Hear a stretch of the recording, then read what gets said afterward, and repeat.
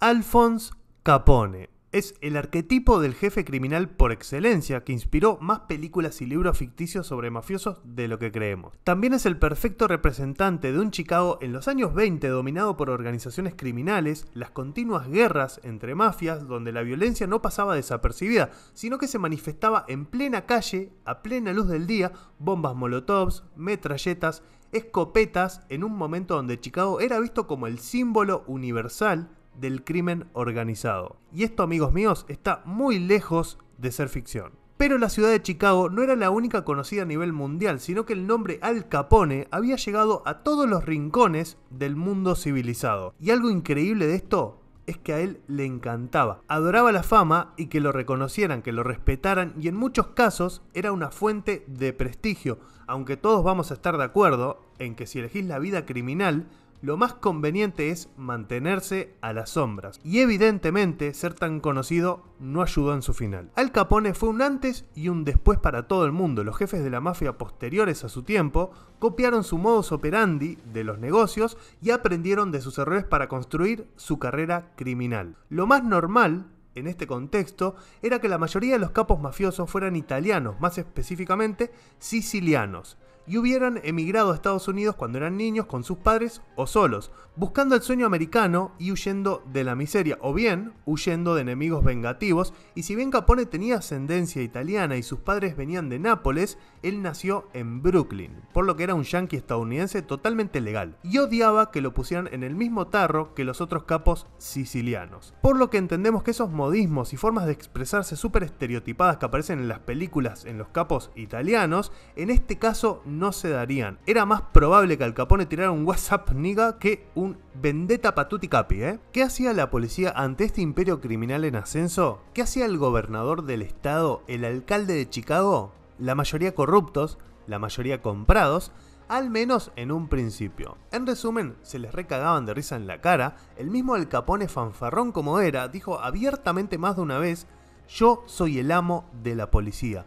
Y no era una mentira. La mano de Capone era enorme y llegaba a todo el estado, manejaba la ciudad como quería. Al Capone vivía en un extremadamente lujoso edificio de 4 pisos, el cual claramente era su propiedad y funcionaba a su vez como cuartel general, constantemente vigilado. Para acceder a él tenías que atravesar hileras interminables de matones. Para que se hagan una idea, bajo su mando tenía un pequeño ejército de casi 1000 hombres, sin contar los hombres de los otros jefes aliados, que si Al Capone los hacía llamar, estaban ahí en un segundo. Claramente todos armados hasta la verga, como para ir a una guerra. Exactamente así. Entre los negocios en su haber encontramos cervecerías, destilerías, tabernas clandestinas, prostíbulos, casinos, hipódromos, canódromos, flotas de barcos y camiones, diversos comercios e industrias con ingresos anuales de cientos de millones de dólares. Recordemos que un dólar de ese tiempo vale muchísimo más que un dólar actual, así que vayan calculando. Claramente tenía posesiones que ni me voy a gastar en contarles y joyas que si los traperos top las ven, se ponen a llorar directamente. A sus 29 años parecía bastante más viejo que su edad real y como se la pasaba comiendo y bebiendo, era digamos bastante regordete, medía 1,75 y pesaba 115 kilos. Pero por debajo de eso, el músculo seguía duro como la piedra, tenía una espalda amplia, hombros y cuello ancho. Y si te agarrabas a las trompadas con él, seguramente, lo más seguro era que terminaras en el hospital. Tenía una cicatriz que le recorría desde la oreja a la mandíbula, otra por encima de esa y una tercera que le partía la oreja en dos, la oreja izquierda. Recuerdos de una pelea a cuchillos y motivo de su apodo característico, Scarface o cara cortada. Apodo que le dio la prensa y que él odiaba. Si alguna vez lo decían en voz alta, lo más seguro, lo más probable era que te tuvieran que levantar del suelo con una pala. Esto es contexto, gente. Vamos a recorrer su historia claramente. Al Capone entendía el juego. Eso es lo que quiero que quede claro. Asesinaba a candidatos de partidos que no lo favorecían. partidos políticos claramente, intimidaba a los votantes y no era que la policía no lo viera, sino que hasta cierto punto le ayudaban, ¿se entiende? O sea, a ver, el despliegue de poder de este hombre no era que mandaba 2 policías a hacer X cosa. Él daba la orden y tenía 70 patrulleros a su disposición, siendo un criminal reconocido mundialmente. Pero vamos a ver cómo Al Capone llegó a eso.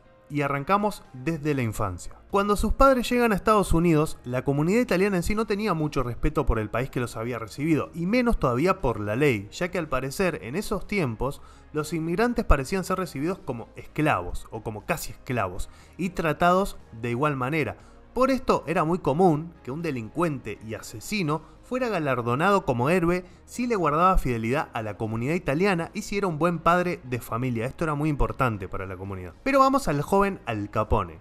Desde niño fue descrito por una profesora como alto, como más alto de lo común, como más fuerte de lo común, un poco iracundo y hasta sanguinario, cosa que mantendría hasta la adultez, claramente. ¿Vieron cuando Ned Stark dice que el hombre que dicta la sentencia debe blandir la espada? Bueno, Al pensaba igual al parecer.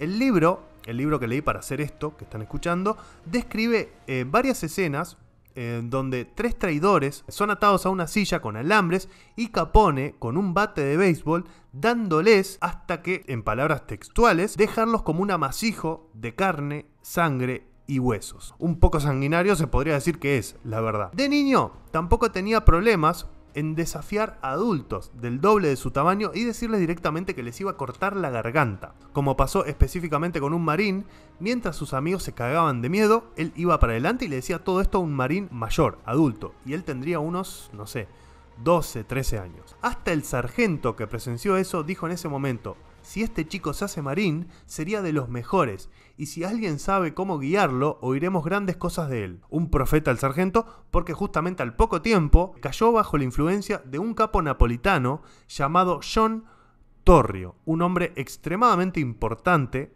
en lo que es la historia criminal de Chicago, conocido como el Terrible John o el Zorro de Fox Torrio. ¿Ok? John Torrio, un tipo menudo, delgado y pálido, pero más peligroso de lo que parecía. Fue el único sobreviviente de una famosa pandilla de Manhattan llamado Five Pointers. Inteligente, muy inteligente, paciente y sin ningún escrúpulo a la hora de asesinar a cualquier persona. Era la mente criminal más afilada en ese entonces, y Capone veía en él un mentor y un padre. Muchos lo consideraban el mejor gángster de Estados Unidos en términos de astucia. Para ese entonces, Al tenía unos 14 años. Un día una maestra le llamó la atención, él la golpeó y lo expulsaron y nunca volvió a la escuela. Nueva York estaba repleto de pandillas, sicilianos que utilizaban cuchillos, irlandeses que les gustaba pelear con los puños o piedras, los judíos, y todos odiaban a los napolitanos. Lo de las bandas no era joda, había muchas, demasiadas. Inclusive la mayoría brindaban servicios y hasta conseguir los costos de esos trabajos. Escuchen bien, cagar a trompadas a alguien, $2. Los 2 ojos negros, $4. Romper nariz y mandíbula, $10. Agarrarlos con cachiporras, $15. Arrancar una oreja, $15. Romper pierna o brazo, $19. Disparo en la pierna, $25. Puñalada, $25. Y matar o hacer el trabajito, que es como le llamaban en la jerga común, $100. No me estoy inventando nada, muchachos. Esto está todo registrado en el libro que les voy a poner en descripción. ¿Ok?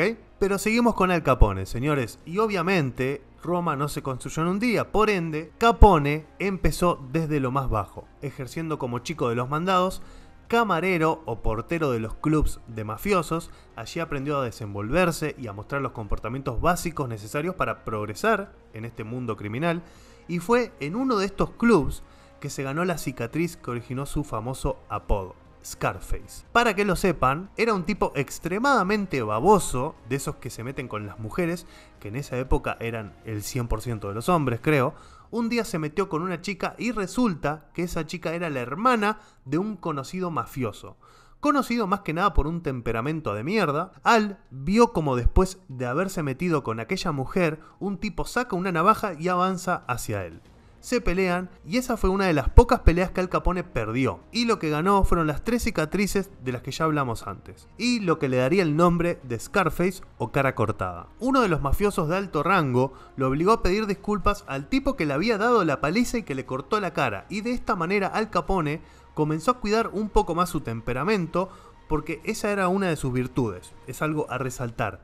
El tipo aprendía de sus errores, no cometía 2 veces el mismo error. No demoró en ascender de portero y chico de los mandados a matón y encargado de trabajitos, como por ejemplo dar palizas y por supuesto asesinar si era necesario. En alguno de esos trabajos incluyó a sus hermanos para que le cuidaran la espalda, Ralph y Frank Capone. En poco tiempo empezó a resaltar entre los demás por su astucia, reflejado en conversaciones y su manera de actuar, y se dieron cuenta que su potencial estaba siendo desperdiciado, utilizado nada más que en fuerza bruta. El primero en darse cuenta de esto fue el zorro, Johnny Torrio, del que hablamos hace un rato.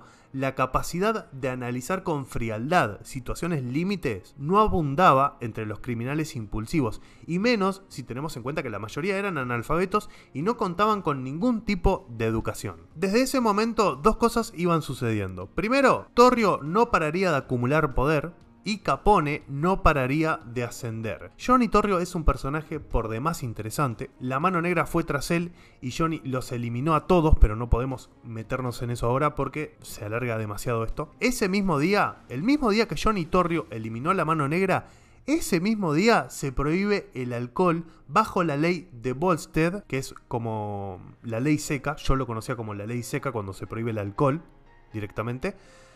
Bueno, y en ese momento Torrio comienza a idear un plan para contrabandear alcohol desde Canadá a Estados Unidos a través del enorme lago Michigan. Por lo que quien se adueñe de esta zona va a ganar mucho dinero y muy rápido. Existe un gran debate, señores, en quién fue el jefe criminal más importante, si Al Capone o su mentor, Johnny Torrio. Muchos piensan que Torrio fue más grande, pero menos mediático. En esta narración cada uno más o menos va a decidir. Igualmente vamos a tomar mucho más Al Capone, ¿ok? Vamos a seguir mucho más la historia de Al. Torrio se lleva a Al Capone con poco más de 20 años para ir a trabajar para Big Jim Colosimo. Guarden ese nombre, muchachos. Como Torrio, segundo al mando de Big Jim Colosimo, y Capone, segundo al mando de Torrio. ¿Se entendió, no? Fue entonces que Torrio probó a Al dándole una cadena de prostíbulos para que lo gestionara él, ¿ok? Y lo hizo increíblemente bien, a pesar de que los policías le tendían redadas bastante seguido y Al logró minimizar las pérdidas de manera muy hábil. Fue en ese momento que Al se casó y a la vez desarrolló una gran afición por las prostitutas, por lo que contrajo sífilis. Y esta enfermedad fue devastadora para él años más adelante. Le produjo problemas físicos, psiquiátricos y en última instancia la muerte. Pero para esto falta mucho. Gracias a la ley seca, que es como conocemos acá la prohibición de alcohol, provocó que todas las bandas criminales comenzaran a traficar alcohol y a ganar montones de dinero.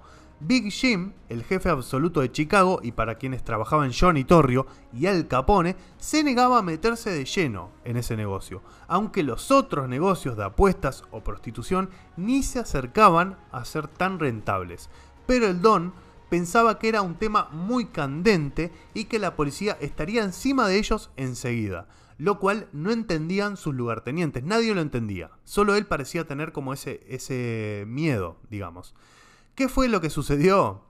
Big Jim Colosimo, el jefe total de Chicago, fue asesinado en la puerta de su negocio y a la vez cuartel general a balazos. Al principio se pensó que había sido alguna banda enemiga, posteriormente se supo que la orden fue dada ni más ni menos por Johnny Torrio, el zorro, y el mentor del joven Al Capone. No le cabía una. Posta, mafia en serio. Y algo que me olvidé de decirles es que Big Jim, además de ser el capo absoluto de Chicago, o en tiempo pasado, ¿no? Fue el capo absoluto de Chicago, era además el tío de Johnny Torrio. Estaban emparentados. Y Johnny Torrio no tuvo ningún problema en cagarlo a balazos. ¿Cómo te quedó el culo, amigo? Contame. Claramente lo asesinó por no aprovechar semejante fuente de ingresos, y este asesinato es lo que provoca la era de los gángsters como la recordamos hoy por hoy. Este suceso fue un antes y un después para todo Estados Unidos, ¿ok? De esta manera Torrio se adueñó de absolutamente todo, incluyendo la organización que antes había sido The Big Jim, los Chicago Outfit. Y no son youtubers que muestran los precios de su ropa. Torrio era dueño de Chicago y Al Capone, de poco más de 20 años, era su consejero y mano derecha. Comienza una guerra en Chicago por dominar el tráfico de licor, una guerra por demás sangrienta y en la que estaban incluidos muchas organizaciones criminales que querían su tajada del pastel. Estamos hablando más o menos de 1920, los Chicago Outfit, ahora al mando de Torrio y Al Capone, eran la banda más poderosa y numerosa, seguidos por los irlandeses que se hacían llamar North Side Gang o la Banda del Norte.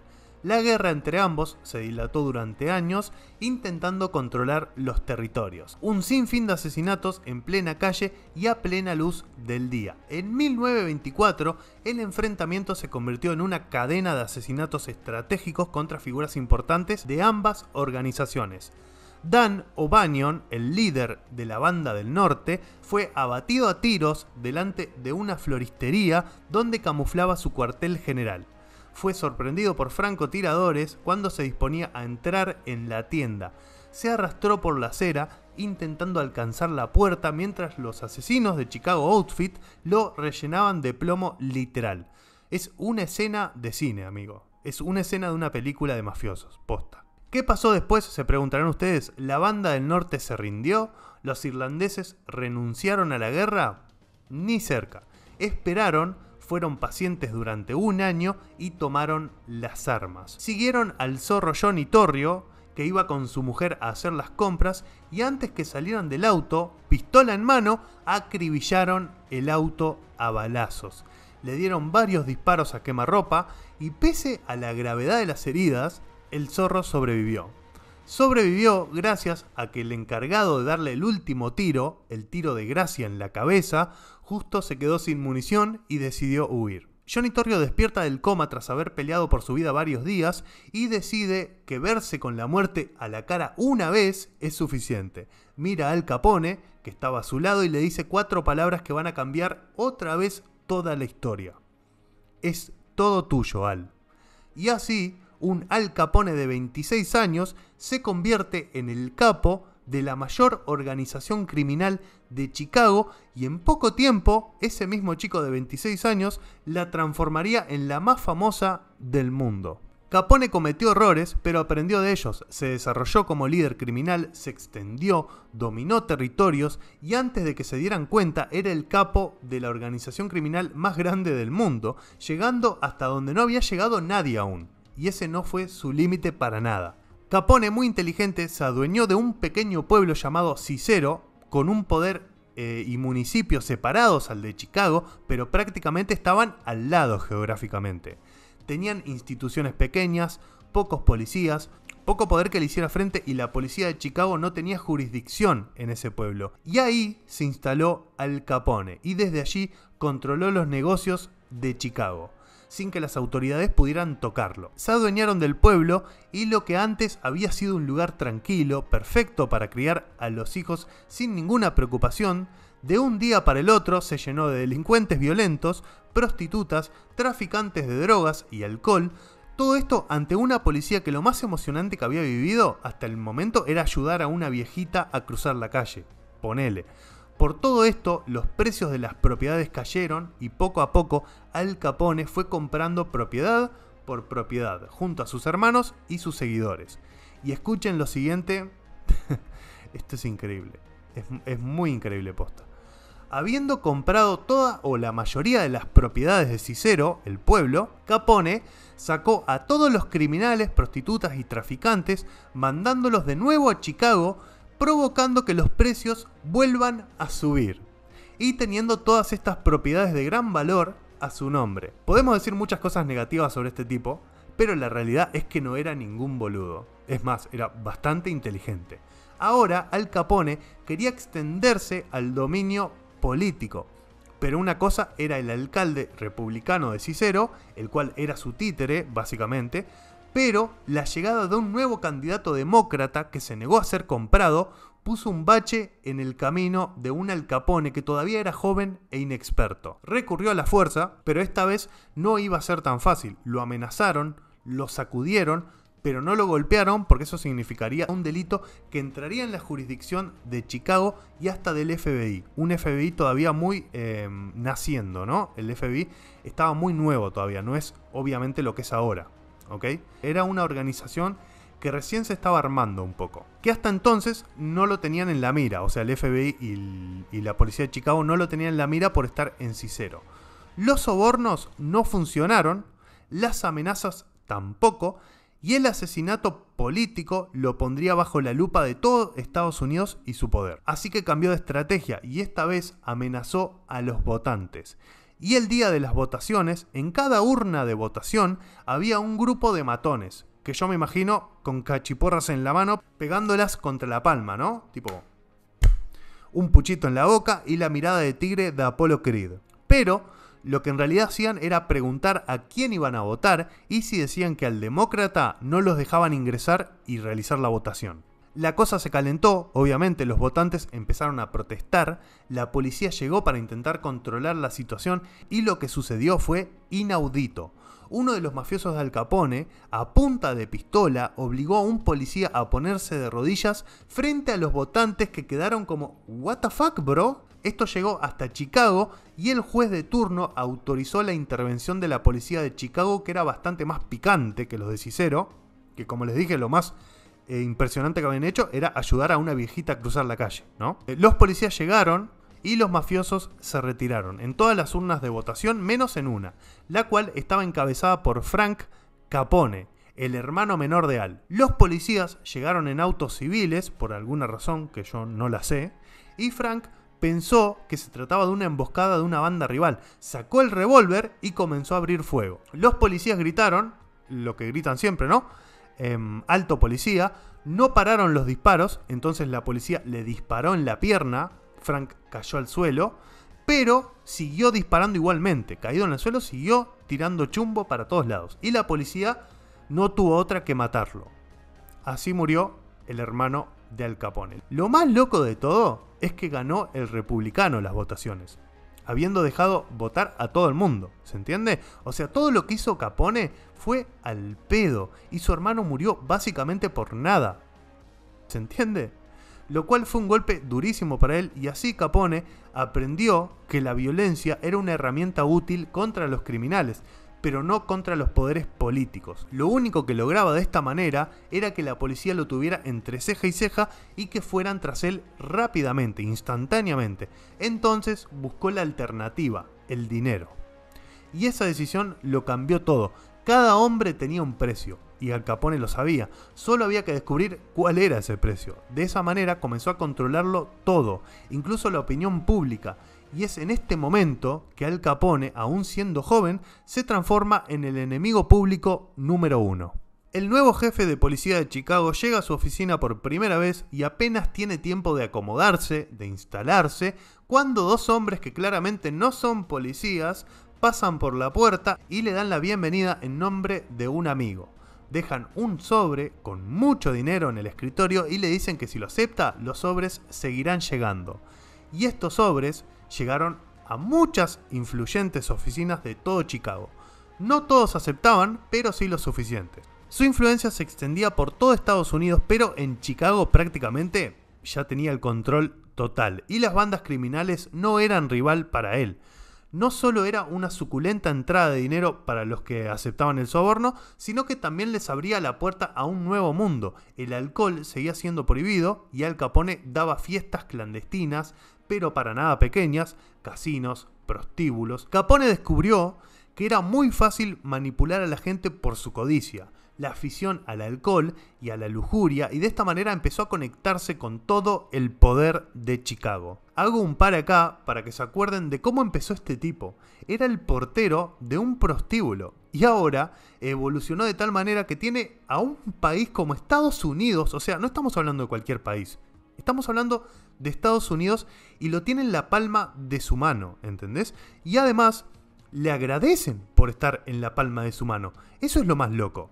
Pero la astucia de Al Capone no llegaba hasta acá. Fue el primer criminal de esa escala en entender que era necesario una gran inversión de dinero para cubrirse legalmente y de una vez por todas ser intocable realmente a nivel legal. Equipos de abogados y asesores, compró diarios o periódicos para ir lavando su imagen poco a poco, y estos medios de comunicación decían que sí, que tal vez tuvo un pasado un poquito turbio, pero que hoy era un hombre respetable de negocios que podía ayudar a toda la ciudad. De esa manera, además de asesinos a sueldo, tenía también periodistas a sueldo que lo endiosaban. Cada vez que estaba metido en algo más o menos extraño, más o menos turbio, y que empezaba a surgir preguntas de la nada contra él, abría comedores para pobres o mejoraba los hospitales, y eso era lo que los periódicos decían, ¿se entiende? Entonces las cosas que hacía quedaban escondidas. Los tenía a todos agarrados de los huevos, loco. Y así es que para todo el sector popular de Chicago, Al Capone fue transformándose poco a poco en un héroe. Y ya en este momento podemos decir que se había transformado en un imperio.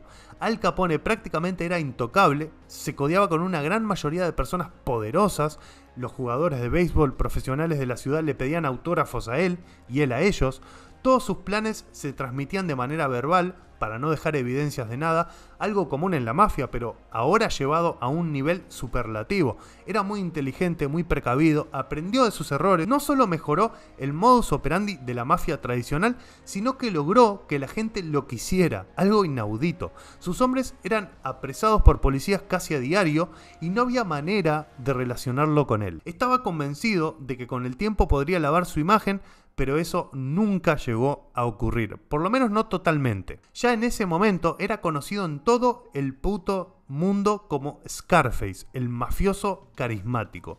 La violencia en las calles, aunque en menor medida seguía siendo regular, pero en la imaginación del resto del mundo, por la imponente imagen del gángster, era parecida al salvaje oeste, más o menos. Eso era lo que la gente se imaginaba que estaba fuera de Chicago, ¿no? Que era como el salvaje oeste. Cosa que Al Capone quería evitar porque era muy mala prensa y era malo para el negocio. La guerra en las calles era un gasto de dinero al pedo y Al Capone lo entendía.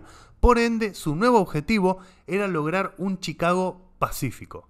Y ese proceso se llevó a cabo con mucho éxito, y más si tenemos en cuenta que la policía, intentando hacer lo mismo, la misma tarea, no fue capaz de hacerla ni con un cuarto del éxito que Al Capone. Asesinó criminales, apaciguó a algunos y por último contrató a otros.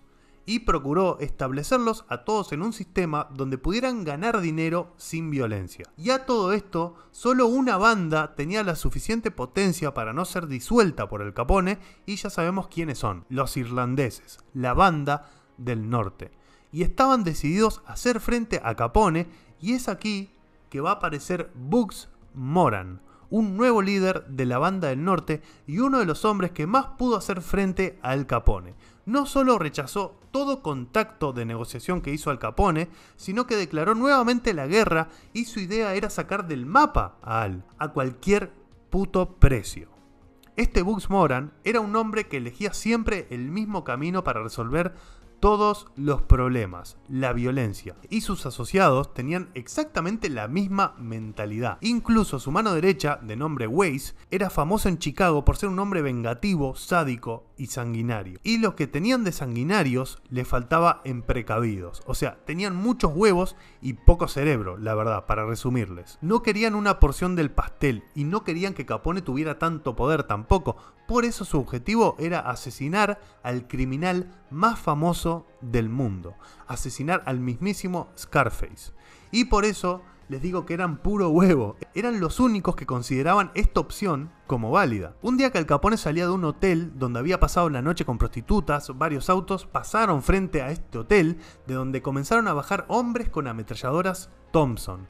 Aún no habían salido, sino que se encontraban en la recepción cuando le llovieron las balas en el atentado más osado y frenético en contra del capo máximo de Chicago y del cual, increíblemente, Al Capone salió totalmente ileso. Murieron guardaespaldas, civiles, Al Capone pagó los gastos médicos de los heridos, la prensa lo dejó como un héroe y en la entrevista se dirigió directamente a Bugs Moran diciéndole que no lograría matarlo. O sea, lo pintaron como una víctima inocente, como alguien civilizado. Todo el mundo sabía que él traficaba alcohol, ilegal. Pero bueno, o sea, a todo el mundo le gustaba en realidad el alcohol, así que no había como mucho problema con eso. Mientras tanto, la banda del norte seguía ametrallando secuaces de Capone, detonando bombas y básicamente desafiando al boss supremo. Hasta que Capone estuvo dispuesto a ceder más terreno para lograr la tregua. Claramente, él era el que tenía la mayor tajada. De igual manera, bajo nuevos términos de negociación, la paz llegó a Chicago y las bandas criminales se dedicaron solo a ganar dinero. Pero ¿cuánto va a durar esta paz? Adivinen. No mucho. Al Capone siguió expandiendo su imperio y la banda del norte podría haber hecho lo mismo, pero no tenían la mente pionera de Scarface de su lado, y el rencor entre ambos tampoco desapareció, sino que seguía creciendo, y más si tenemos en cuenta que Capone no tenía techo en su desarrollo. Poco a poco, miembros de ambas bandas sufrían accidentes, entre comillas, y con el tiempo las cargas de licor que estaban destinadas a los Chicago Outfit, la organización de Al Capone, eran interceptadas por nada más y nada menos que la banda del norte y Bugs Moran. Y aunque dejó pasar unos cuantos de estos altercados, el capo de Chicago comenzó a responder con la misma moneda, robando los cargamentos que iban dirigidos a la banda del norte. Incluso un canódromo de la banda del norte se incendió repentinamente, y por total accidente, guiño guiño. Sin posibilidades de negociar, ya que se decía que Bugs Moran, el jefe de los norteños, aceptaría un encuentro para negociar con el fin de emboscarlo y matarlo. Por tanto, había que poner fin a una situación que ya era similar a lo que sucedía antes de la tregua. Y lo que sucedió fue el incidente de San Valentín. Las bandas solían reunirse y hacer sus planes en lugares extremadamente públicos y céntricos, ya que al parecer los ataques eran menos probables de esta manera.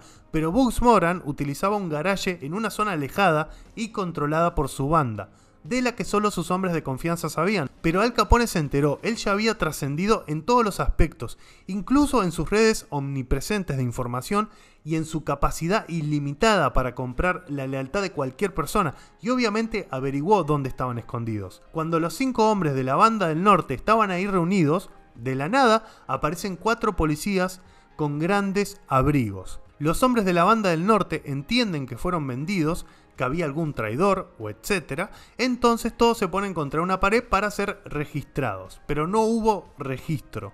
Los 4 hombres sacaron unas metralletas y los acribillaron ahí mismo. Obviamente resulta que no eran policías, sino que eran hombres de Scarface camuflados como tales. Un detalle no menor es que Bugs Moran, el jefe, tuvo tanta suerte que justo ese día se retrasó y aún no había llegado a ese tal garaje. Pero aún así, Al Capone había dado un golpe durísimo a todos los hombres de confianza del capo de la banda del norte en un suceso que no pasó desapercibido, más bien todo lo contrario. Todos sabían quién era el autor de esto, pero nadie podía probarlo. ¿Cuál fue el resultado? Además de que el mundo entero estuviera al tanto de la matanza de San Valentín y de que no se jode con Al Capone, que la banda del norte pidió inmediatamente tregua, y los pocos que osaban intentar robarle algún cargamento desaparecieron. Y esta vez Al Capone, el capo de Chicago, tenía el camino totalmente libre. Imagínense el cagazo, señores. Porque ya no es un tema de medir fuerzas, en lo que ya Al Capone tenía la ventaja. No necesitaba un ejército, pero claramente lo tenía. Sino que básicamente el tipo era omnipresente y podía anticiparse a los movimientos de los rivales, dónde iban a estar, cuántos eran y en qué momento. No había forma de escapar de él. Entonces recapitulemos. Capone era dueño de la ciudad, había domado tanto a la policía como a los criminales, tenía contacto directo con los políticos más influyentes y una imagen de gángster carismático e imposible de vencer. Y recién ahora van a aparecer los hombres que estaban más decididos que nadie a darle caza a este imperio mafioso. Al Capone controlaba tanto la policía local como la estatal. El FBI, que sería algo así como la Policía Nacional, estaba dando sus primeros pasos, o por lo menos no estaba para nada desarrollada. Si algún policía iba tras Capone, lo hacía en total soledad y trabado por sus propios colegas o superiores. Para que estos pocos policías pudiesen actuar, alguien debía ordenarlo, alguien con más poder que los principales estatales. Sin que esa orden llegara, todo era una pérdida de tiempo total. Y esa orden demoró en llegar, pero había llegado. Y esto sucedió en parte gracias a que al Capone le encantaba su fama, le encantaba estar en boca de todos y en oídos de todos. Y uno de esos oídos en Washington tuvo suficiente poder para respaldar una fuerza policial con el único objetivo de hacer caer al jefe criminal más grande que ese país hubiese conocido. Los Estados Unidos querían demostrar que su país era el más desarrollado del mundo y lo que hacía Scarface no los beneficiaba demasiado, que digamos, ¿no? Ya que, para que se hagan una idea, Al Capone era más conocido que su actual presidente, Herbert Hoover. Bueno, vos que estás escuchando esto, seguro sabés quién es o te suena quién es Al Capone. Y seguramente no tengas ni puta idea de quién es Herbert Hoover. Y entenderán que eso no caía muy bien a la Gran Casa Blanca. Un poco triste, la verdad, que este haya sido la motivación para movilizar contra un criminal como no se había conocido otro antes.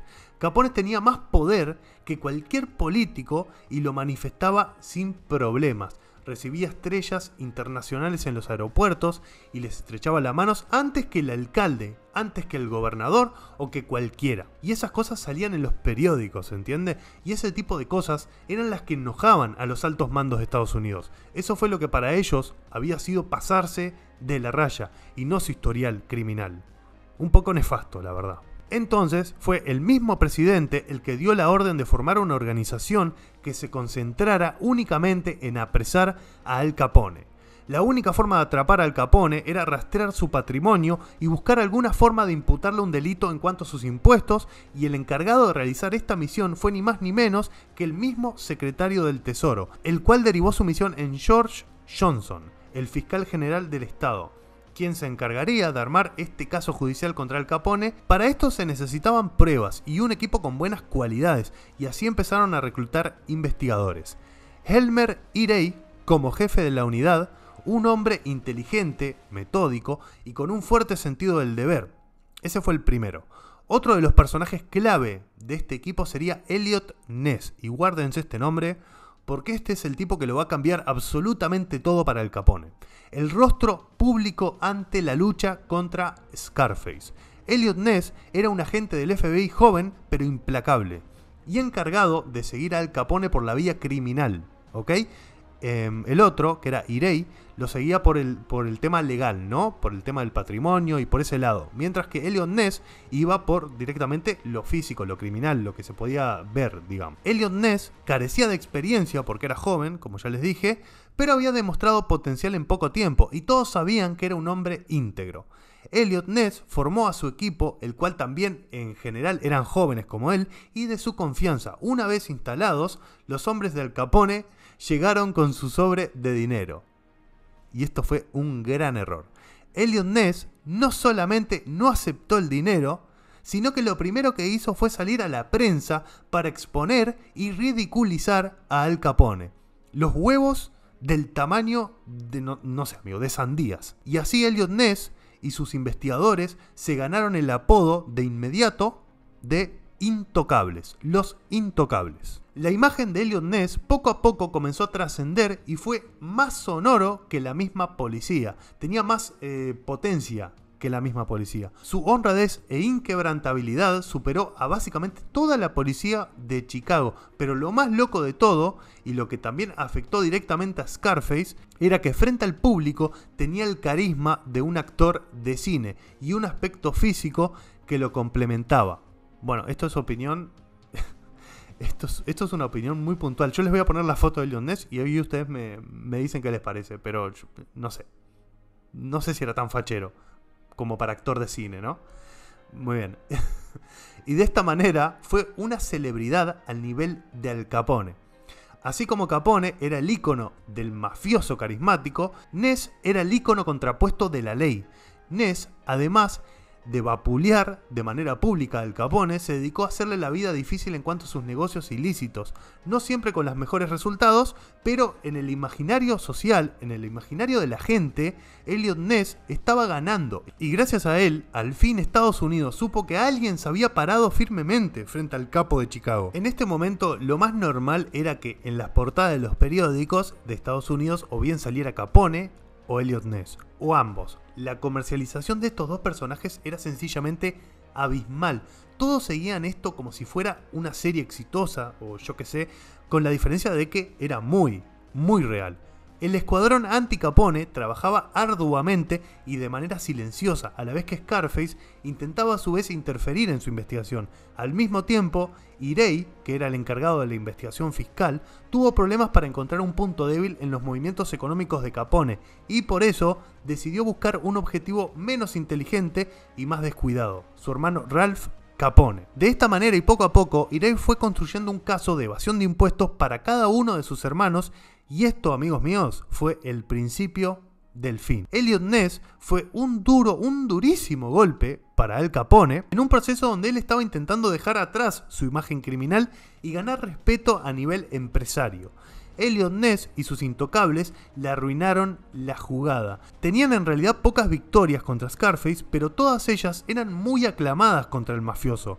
Capone, extremadamente furioso y frustrado por las respuestas negativas a los sobornos y las amenazas, decide matar al mejor amigo de Eliot y, al contrario de lo que él esperaba, y de lo que todo el mundo esperaba, la respuesta de Ness fue redoblar sus fuerzas. En serio que este tipo es el estereotipo del policía que le pone el pecho a todo, y sus hombres veían inspiración en él. Por ende, no había punto débil por ningún lado. Eran de verdad los inquebrantables, los intocables. A su vez, las investigaciones de Irey empezaron a dar resultado y Ralph Capone fue procesado por evasión de impuestos, por lo que Al Capone tuvo que llegar a un acuerdo con el mismísimo Estado y se vio obligado a darles una enorme cantidad de dinero, que fue un durísimo golpe para él.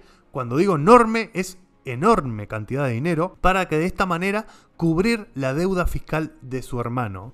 Y esto fue solo tocar la puerta para Eliot Ness. En 1929, los inquebrantables o los intocables esperaron a Capone a la salida de un cine. Algo simplemente impensado hasta el momento. Lo registraron, encontraron un arma y fue procesado por eso, ¿no? Por tener un arma ilegalmente. Solo pasó un tiempo en la cárcel y además de manera muy cómoda por buen comportamiento y además por los contactos que tenía, claramente. Además de que no habían como pruebas fuertes contra él todavía, pero el FBI lo declaró enemigo público número 1, lo que fue avasallador para Scarface y directamente dejaba muy clara la posición de las autoridades para con él. Para que se hagan una idea, la condena de Al Capone fue al mismo tiempo que la muerte de Thomas Edison.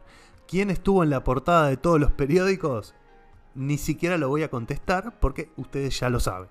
Capone ya no era impune para las autoridades, empezaban a aparecer dudas en su imperio, incluso 3 de sus propios hombres comenzaron a conspirar contra él, o sea, con el fin de sacarlo del mapa. Capone lo descubrió, organizó una lujosa cena con todos sus miembros más allegados, incluyendo a los 3 traidores. En un momento de la cena, Scarface comenzó a dar un discurso, caminando por todos lados entre los invitados, mientras todos los miraban con atención. De la nada, unos hombres se abalanzan sobre los 3 traidores. Capone saca un bate de béisbol que estaba escondido cerca y del enojo les comienza a dar en la cabeza y en el cuerpo, hasta que los hizo papilla uno a uno, claramente matándolos frente a todos sus invitados que quedaron petrificados. Y el mensaje quedó sumamente claro para el resto de los presentes: no iba a admitir una traición más. Pero este acto también significaba que Capone estaba perdiendo el control, y para suma de lo que ya era un pésimo momento,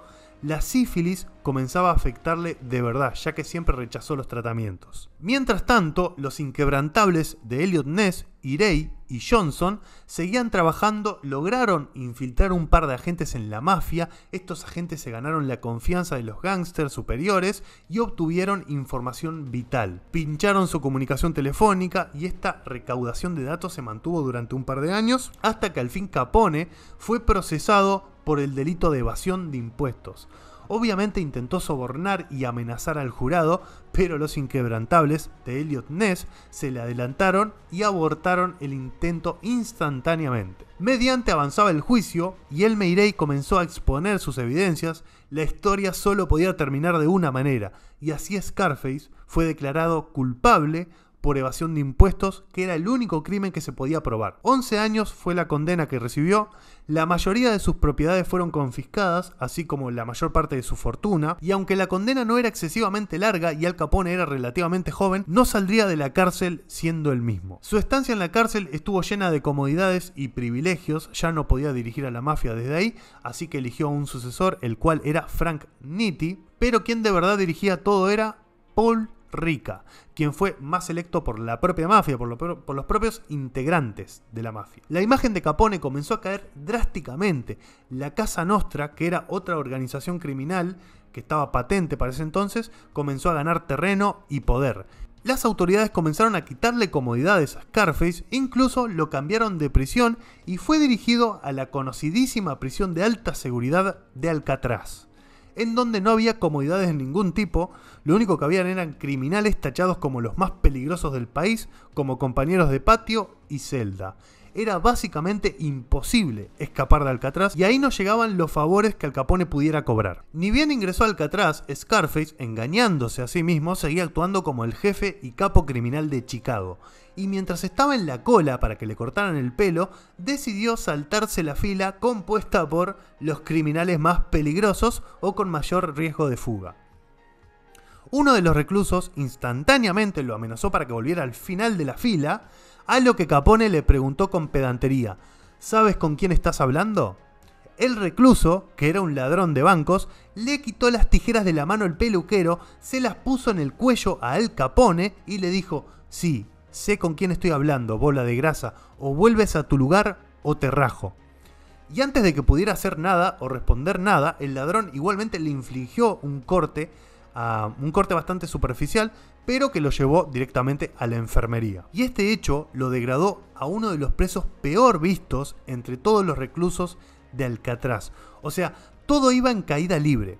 Por suerte para él, la mafia de Chicago pagó a varios reclusos para que funcionaran como escolta personal. De no haber sido por eso, seguramente el famoso Scarface hubiera durado muy poco vivo en Alcatraz. Al Capone hizo mucho trabajo comunitario dentro de la cárcel para que le bajaran la condena. El jefe criminal y enemigo público número 1 se la pasaba fregando suelos, limpiando inodoros, mientras todos los presos le dedicaban miradas asesinas. Pero al poco tiempo fue trasladado al hospital de la cárcel de manera permanente por un empeoramiento de su enfermedad. La sífilis empezó a afectarle mentalmente, causándole confusión, desorientación y un gran deterioro cognitivo.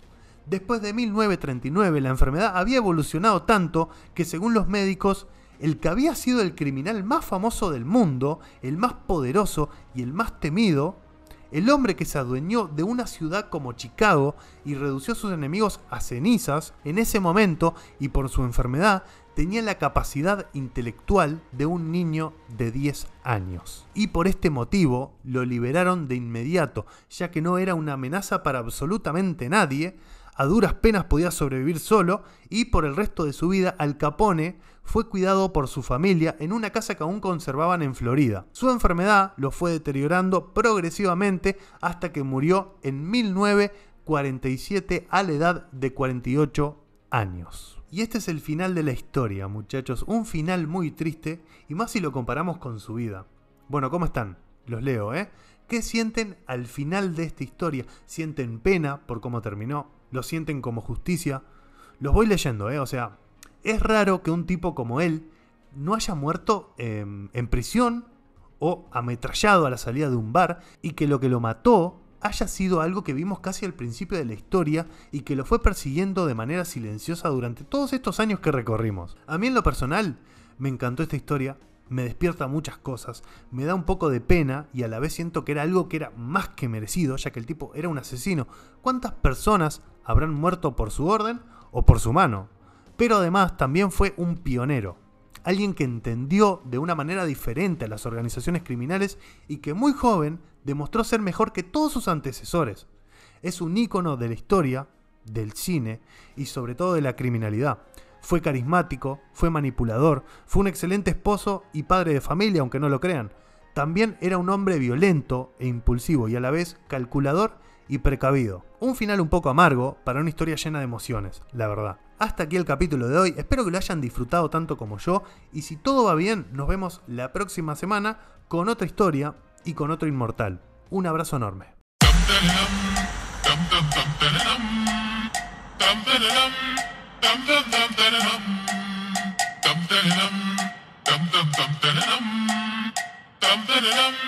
Dum dum dum